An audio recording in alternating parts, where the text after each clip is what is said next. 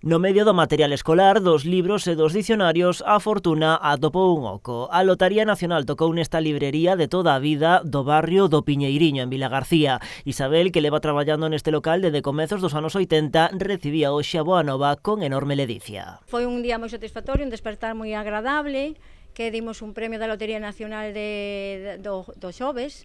Neste premio son 30.000 euros o décimo, e 300.000 a serie. Isabel di descoñecer quen pode ser a persoa afortunada ao ser un barrio con moito movemento. Polo negocio pasa moita xente, incluso doutras localidades próximas. É unha zona, pois a zona deportiva de Vilagarcía, pasa moita xente, deportistas, pais que levan ao instituto os fillos, e bueno, no Instituto Fermín Bozabrei hai moito alumnado, e no Colexio Piñeiriño tamén, o cual, pois, é un sitio de moito tránsito de xente e ademais hai xente dos alrededores, porque eu teño moita clientela dos alrededores, como son, pois nada, Iballón, Puente Arnelas. O número premiado é o 36.183, do que vendeu 3 décimos. Con todo, non é a primeira vez que neste local reparten fortuna. Dimos un premio importante do Euromillóns, que, bueno, tiña 5 acertantes, e a mí me quedou pena porque lle faltaban a